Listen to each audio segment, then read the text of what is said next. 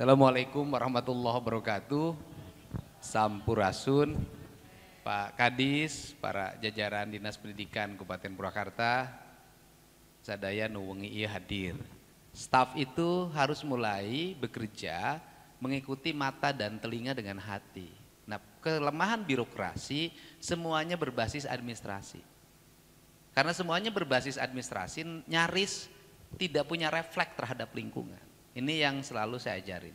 Misalnya gini, hari ini kita setiap hari banyak sekali bantuan pemerintah yang turun, luar biasa.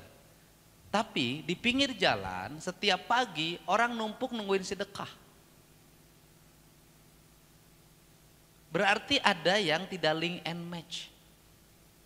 Nah, saya tadi pagi ngajarin, udah ditanya apa masalahnya, ibu sudah dapat bantuan apa belum? Ibu sudah dapat bantuan apa belum? Ibu sudah dapat bantuan apa belum? Kemudian dicek ke rumahnya. Kalau enggak, nanti kita ini sama warga itu kita punya program ke kanan, problem di kiri. Itulah pentingnya kita dalam setiap hari untuk senantiasa concern. Gitu loh. Saya ini orang yang tidak pegang laptop, orang yang tidak pegang pulpen. Saya hanya mengikuti pikiran dan hati saya dalam setiap hari dalam melakukan apapun. Saya kalau tidak mau melakukan sesuatu yang hati saya tidak memberi. Kenapa? Karena itu tidak akan berefek apapun. Kita melakukan dengan terpaksa. Nah, ini yang harus dilatih. Intuisi itu bagi anak-anak sekolah itu merupakan suatu hal keharusan untuk dilatih. Pemain sepak bola itu setelah berlatih berulang-ulang terus ujungnya adalah intuisinya kuat. Kenapa sepak bola kita selalu tertinggal? Teknik ngocek sudah bagus, serangannya sudah bagus, tetapi selalu saja intuisinya kalah. Pada waktu bawa bola harus bagaimana sikapnya, jadi dia tidak refleks. Nah, cuman problemnya pendidikan kita ini dihalang-halangi oleh berbagai problem prosedur struktural. Sehingga yang paling nyaman membuat pendidikan siapa? Pesantren. Kenapa paling nyaman? Karena pesantren tidak ada yang mengganggu. Kumaha kiai na we? Ai di sekolah SD sok sia, sekolah SD mah. Budak dijiwir we, in bapana datang bawa bedog. Bener tuh? Tapi dibenerkeun kumanehna henteu. Tapi di pesantren nek dijiwir sugat. Arek dihukum. Ya, gimana keputusan majelis pesantrennya? Kenapa? Karena orang tuanya ijab kabul. Ti imah diantarkan ke pesantren, di pesantren dititipkan di kiaina. Ai sakola di urang eueuh ijab kabul tah. Sakola teh sakola daftarkeun ke pembantuna. Tidak ada dan tidak dibikin komitmen untuk menyerahkan anaknya secara utuh di sekolah sehingga nanti apapun keputusan sekolah dia mengikuti. Enggak tah. Lagi-lagi nanti kena prosedur yang berikutnya nu ngawasina lo teuing sakola mah kabeh jelema ngawasi neangan salahna sakola aya nu diduitkeun tapi di pesantren mah enggak ada yang ngawasin. Orang kiai punya otoritas yang penuh sehingga hari ini pada akhirnya sekolah-sekolah pemerintah mulai dikalahkan oleh sekolah-sekolah swasta. Yang apalagi ngambil lagi mereka basic yang disebut dengan apa namanya lab school, ya kan? Full day itu berarti sekolah isuk tapi kaputing lah gitunya. Full day school. Nah full day school itu anak di pesantren kan dia punya kurikulum sendiri, sekolahnya dipagar, tidak ada yang mengintervensi, sehingga berhasil. Terus kan dituna mungut duit nage gede, eueuh nu nyareka. Sekolah swasta mah menta 10 juta nu nyarekan. Di penta 20 juta nu nyarekan. Di penta 100 juta nu nyarekan. Padahal kalau melihat regulasi sama-sama juga penerima dana bos. Jadi lamun di swasta lebih maju kunaon? Double. Siswa na mayar jebrog.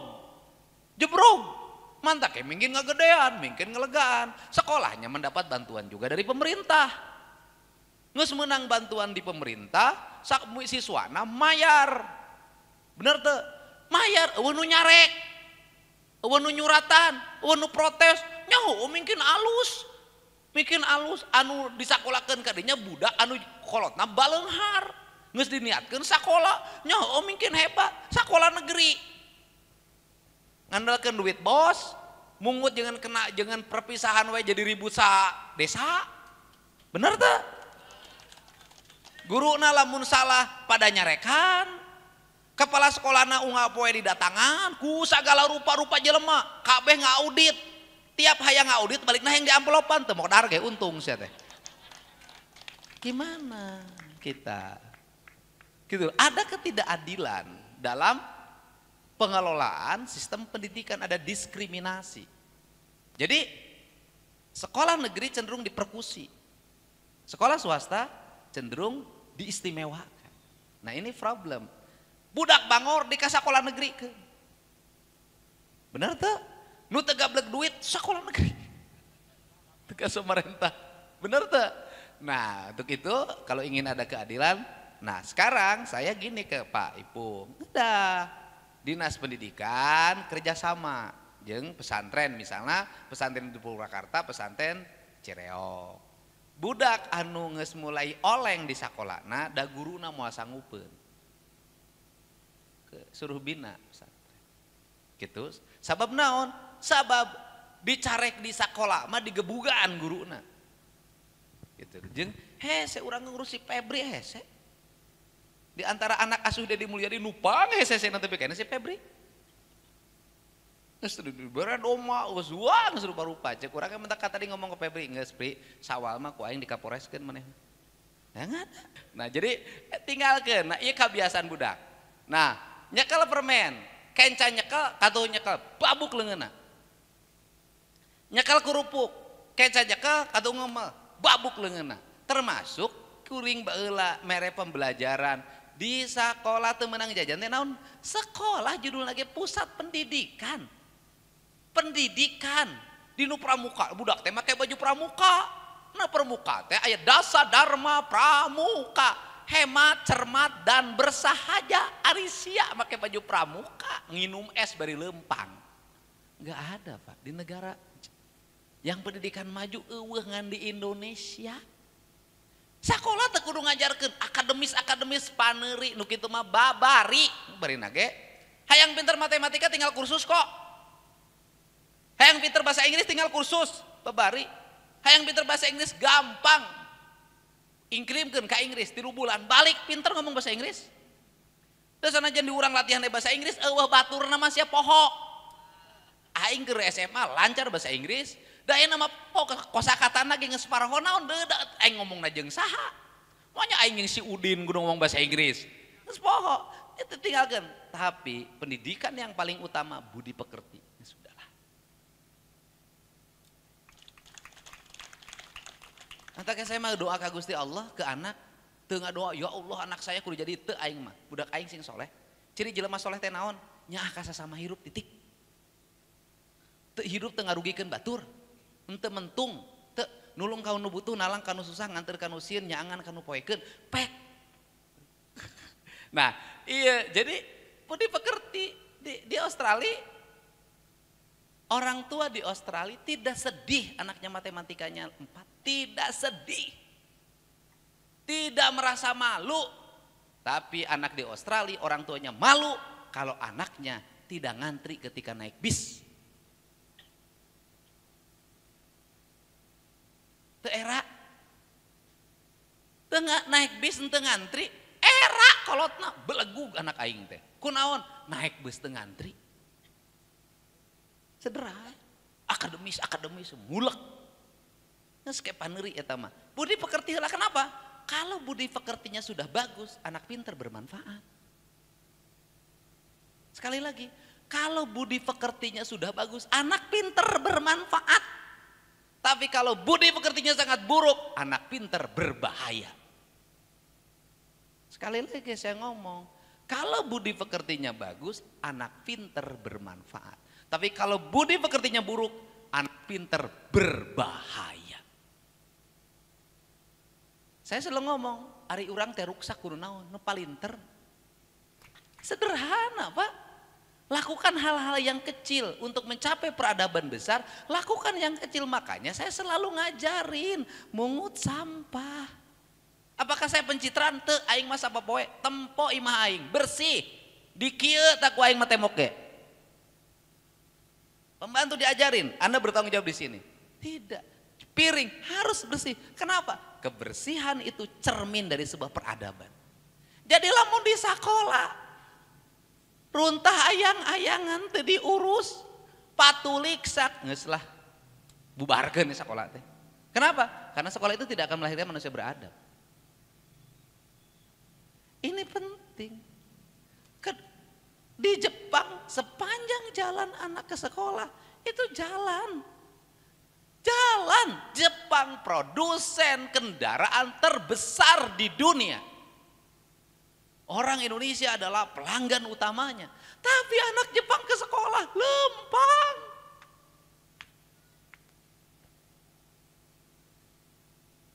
Berbaris ngantri.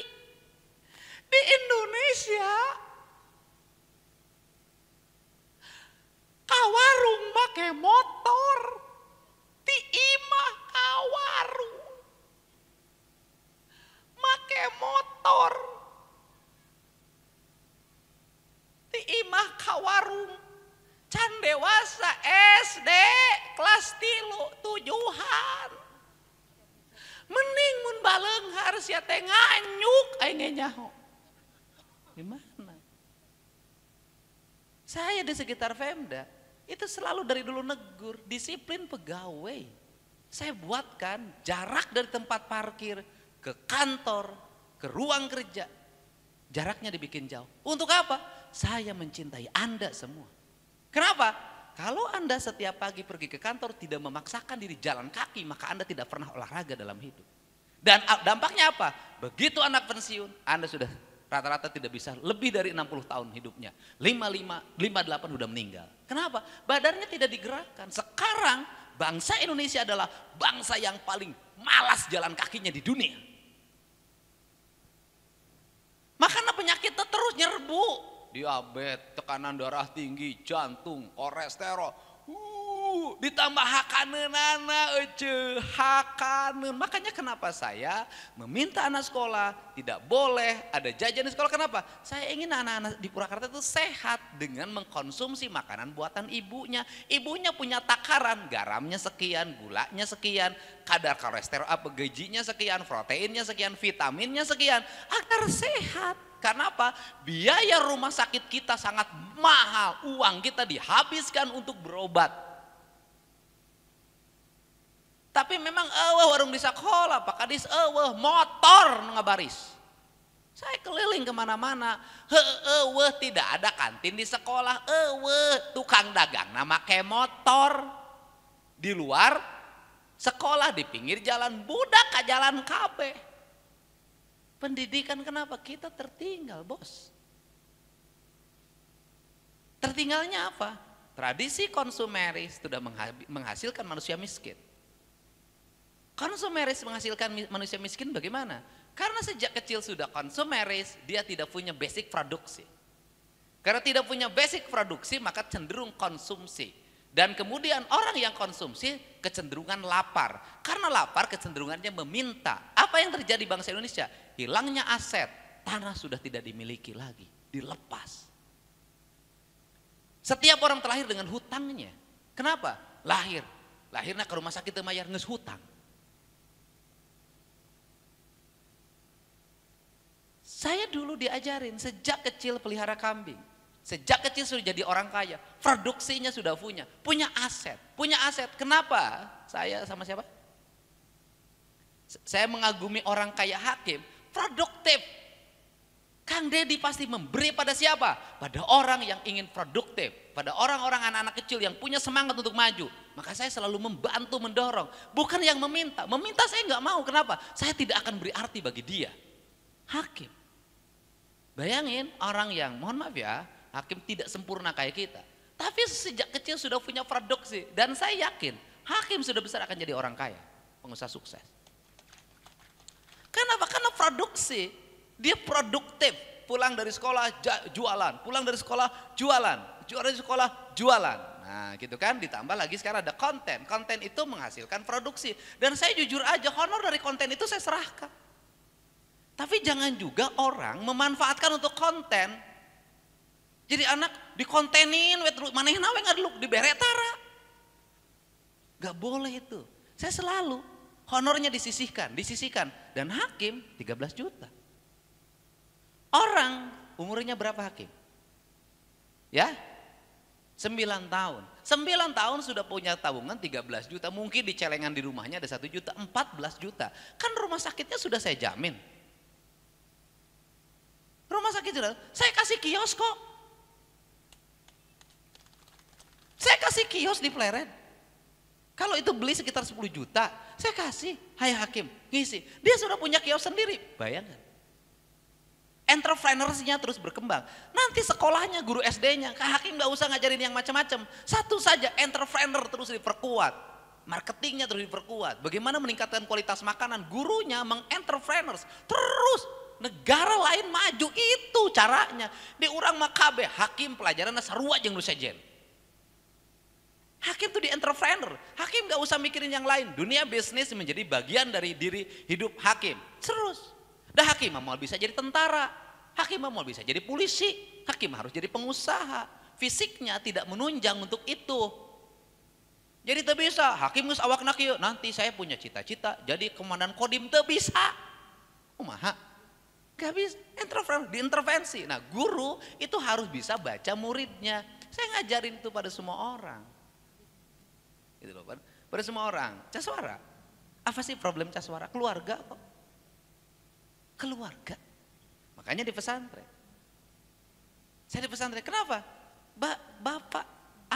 Bapak sambungnya Pak Suara itu sudah kerja, Pak. Sudah kerja, sudah punya gaji bulanan.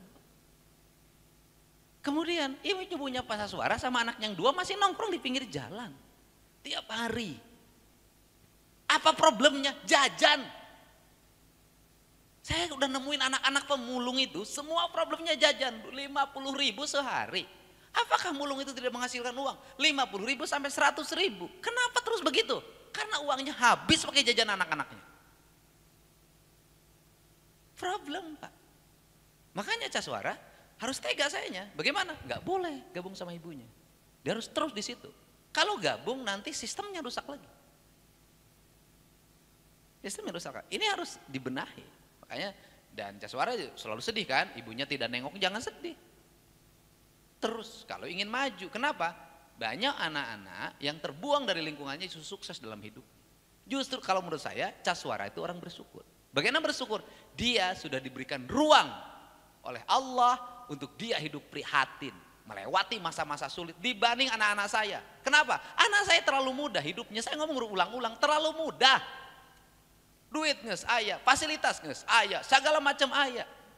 Untuk mencapai kesuksesan terlalu mudah. Tapi anak kaya, Yusuf segala macam itu sudah kecil sudah ditempa. Dan saya sejak lahir sudah ditempa hidupnya sehingga kokoh.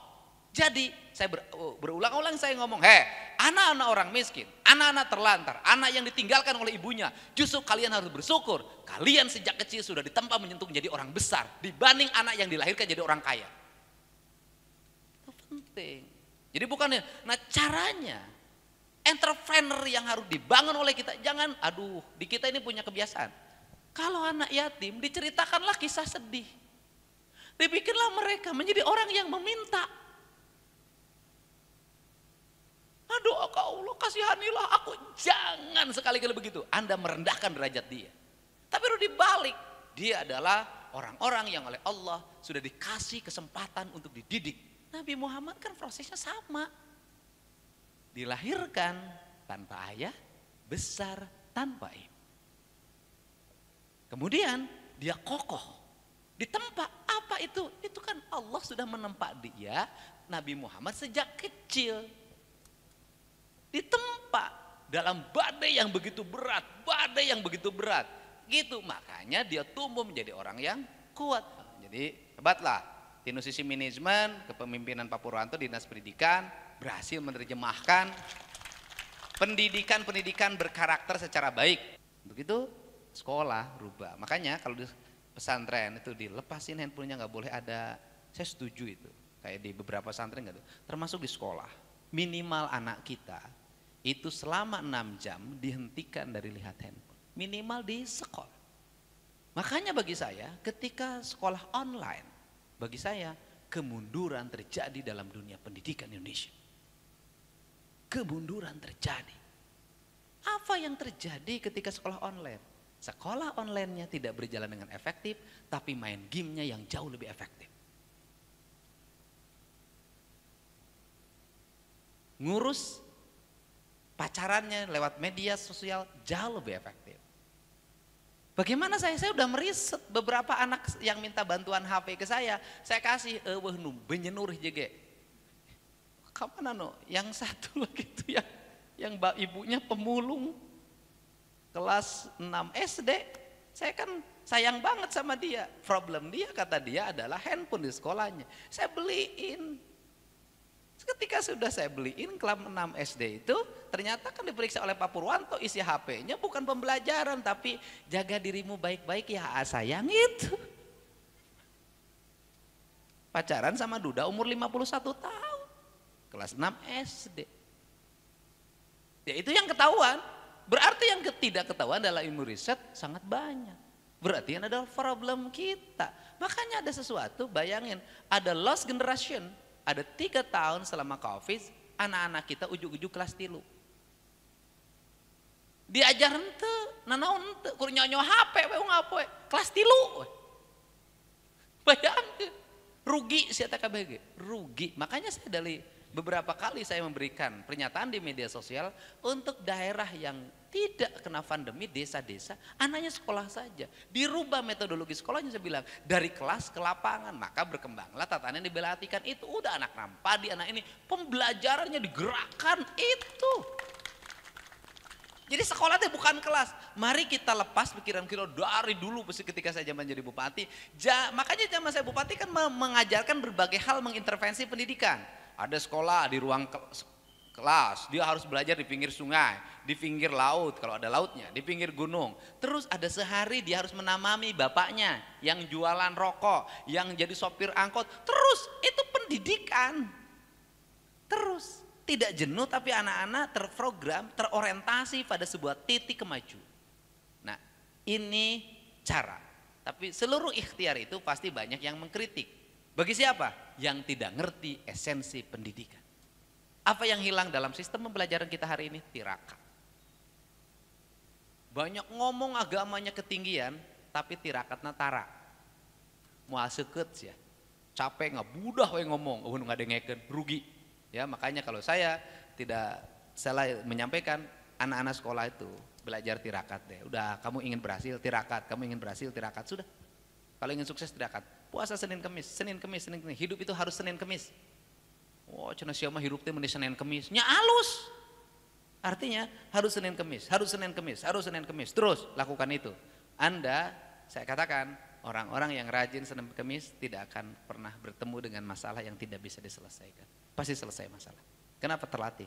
Ini Anda terlatih otak Anda. Jadi ketika ada masalah tidak langsung mundur dulu sedikit, tapi dia bisa menyelesaikan. Latih. Jadi terakhir saya minta, ciptakanlah banyak problem dalam hidup Anda. Agar apa? Agar Anda menjadi orang yang cerdas dalam menyelesaikan problem. Dan jadilah, berbahagialah ketika Anda menjadi orang stres. Berbahagialah ketika Anda menjadi orang stres. Karena orang stres itu adalah orang yang normal. Manusia itu pasti stres. Saya paling banyak menghadapi stres. Dan kita dilatih untuk menyelesaikan stres. Dan orang yang sudah tidak stres itu adalah orang gila. Jadi jangan dibalik. Jadi ketika ada orang gila, Anda bilang gini, salah. Orang gila itu sudah tidak stres. Jadi bukan orang gila itu orang stres, salah itu kalimatnya. Orang gila itu tidak pernah stres. Nggak ada stres, dia sudah putus uratnya. Nggak ada stres lagi, udah lost. Mantaknya hidupnya bahagia, tataranjang seri. Dahar nu kotor segala macam tidak jadi penyakit. Kenapa? Karena udah loss. Jadi kalau Anda aduh stres, kamu normal. Itu. Jadi hidup ini adalah mengelola stres. Jadi lamun maneh yang ngarepan pelajaran, kanu ieu nyut-nyutan normal sia teh. Berarti sia mikir. Oh, 2 tambah 2 sabaranya? Mikir. Tapi lamun maneh geus 2 tambah 2, jor teuing mali eusian, sia gelo. Hei bro, ini saya ngasih tahu bro. Jadi dilatih. Tapi jelema nu mikir mah pasti stres. Jadi lamun maneh teu stres teu mik. Mun jelema ngomong aing mah tara stres, sia mah jelema teu mikir. Kan gitu, gitu. Ya, jadi begitu saya ucapkan terima kasih selamat semuanya gitu kan nya. Pokona semangat. Kadenya diajar ilmu teu kudu ayeuna maca buku sing loba kade. Ayeuna maca buku sing loba. Tabungan ti ayeuna buku engke geus SMA maca buku loba, geus kuliah sing loba. Menang 7.000 judul sugan. Baca bolak-balik. Baca kitab sing loba, engke napal. Lamun geus napal, engke geus umurna 40, 50 gitu. Terus ngalir. Dedi Mulyadi teu sakola pendidikan, teu sakola tata negara, teu sakola politik, teu sakola arsitektur, tapi kulantaran ini terlatih bisa melakukan itu. Gitunya. Hatur nuhun. Assalamualaikum warahmatullahi wabarakatuh.